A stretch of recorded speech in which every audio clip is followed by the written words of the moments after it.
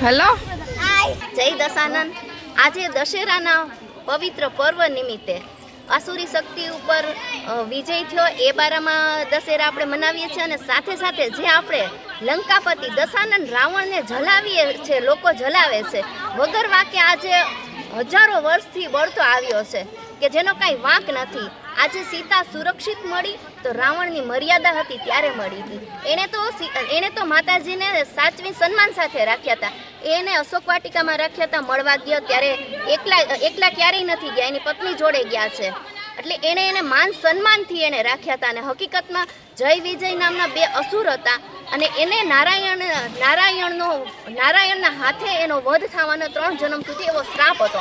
આ બધા લોકો જાણે છે કે રાવણ પવિત્ર બ્રાહ્મણ છે, મહાન પંડિત જ્ઞાની અને શિવ તાંડવનો રચયિતા છે। આજે મહાદેવની પૂજા જ્યારે કરીએ ત્યારે શિવ તાંડવ વગર અધૂરી છે।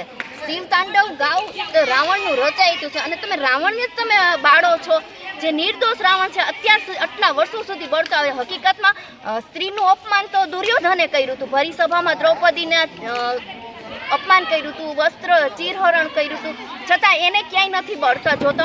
આપણે સન્માન સાથે સતી સીતાને એને રાખ્યા હતા અને છતાં આજે રાવણ બળતો જોવે છે। અમે આ પરંપરા આવે છે એનો અમને તો નથી ગમતું અને જે લોકો જ્ઞાની છે એ પણ જાણે છે કે રાવણ બ્રાહ્મણ છે, બ્રાહ્મણ કુળમાંથી આવેલો છે, છતાં એને રાક્ષસ જાતિનો કહીને આવે છે। આજે લેડીઝ અધર કાસ્ટમાં મેરેજ કરે એટલે એ કાસ્ટની થઈ જાય, જ્યારે રાવણની મધર હતા એ રાક્ષસી હતા પણ એના ફાધર તો બ્રાહ્મણ કુળમાંથી હતા, તો રાવણ રાક્ષસ કેવી રીતે કહેવાય છે?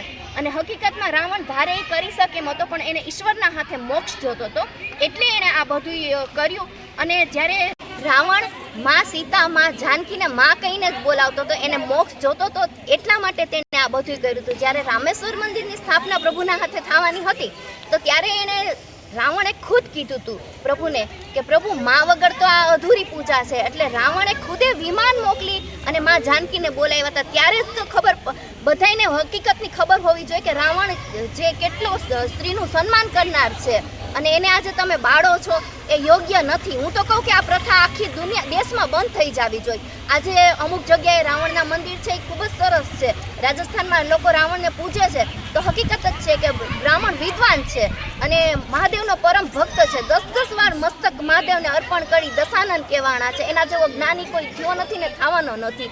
એટલે રાવણને આપણે બાળીએ નહીં પણ આપણી અંદરના જે અહંકાર ને દુર્ગુણો એને દૂર કરીએ અને રાવણની પૂજા કરીએ। જય દશાનંદ।